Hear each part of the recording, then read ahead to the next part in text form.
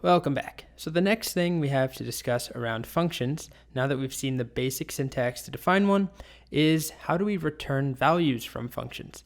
And before we actually see how we do that, to see the syntax, let's just talk about what it means to return a value.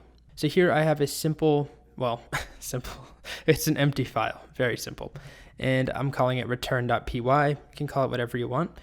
Let's define a simple function called print square of 2. Let's do square of 7. There we go. So very trivial and silly, but if we wanted to do this, we could just print 7 times 7, or we could do 7 squared, either way. Let's do it like this, just because it's a bit different. And then of course, I could execute print square of 7 with parentheses. And what do we expect to see? Let's run it. So that's Python 3, return.py, and it prints 49. Okay, so that's all great. That should be review. But what if we have something like this? We've seen this all the time. So we have a list of numbers. And we do something like this. Length equals len of nums. Like that, where we're actually setting a variable equal to the result of running a function len. And if we look at length, it's storing the number 4. So what's happening here is that this function runs, it doesn't print anything, but it's actually returning a value that we're capturing in this variable. So we see this all the time. Or, we do something like pop something off of here. So we could do last item equals nums.pop. Once again, we don't see anything, and nums is shorter now, but last item stores the value of 4, which is what we popped off. So how do we achieve this with our code? Let's define another function, and we'll just call this one square of 7. And you might think all we have to do is this. Instead of printing something, we're just going to run 7 squared.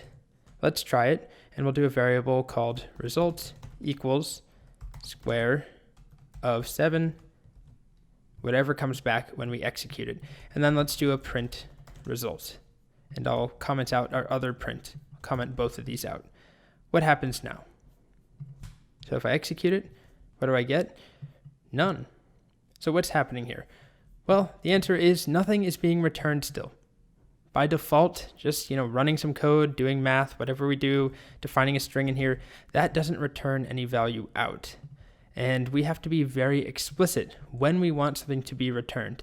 There's a magic keyword, which, surprise, surprise, is just return. So we write return, and then whatever we want to send out of this function. So we haven't talked about inputs yet. That's coming up next. But this is the output side of things. So this function always returns a square of 7 every single time. And if we wanted to capture it, now it should work. Our result variable will capture whatever has been returned. Let's see. Run it again. There we go. We've now returned 7 times 7 and captured it in the result variable. So here's a slide that demonstrates that. By returning hi, the string hi, if we save the result of say hi, the function name, the result of executing it in the variable greeting is equal to hi. So a couple things to know about the keyword return. It exits the function. So let me demonstrate that now.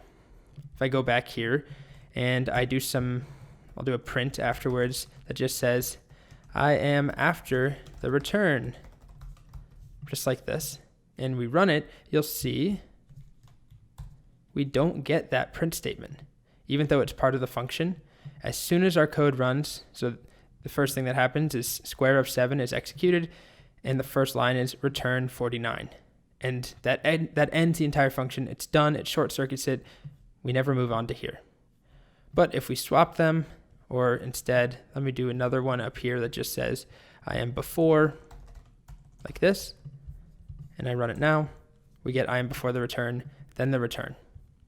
Cool. Next is the fact that whatever we place after the return keyword is what is returned. And we're not limited to returning a single item. That's all we'll do for now, but you can use a tuple to return more than one piece of information from a function. And finally, it pops the function off the call stack. So we haven't talked about the call stack. We're not going to really in much detail right now, but the main idea is that the call stack is sort of like a to-do list for all the things, all the tasks that Python has to do in executing your code. And every time there's a new function call, it gets added to this stack. It's, do this, then this, then this, and then this. And by popping it off, it moves on to the next thing.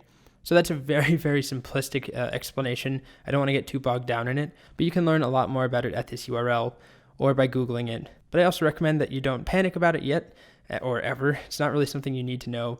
It's just a good thing to know that happens behind the scenes, but it's all hidden from view.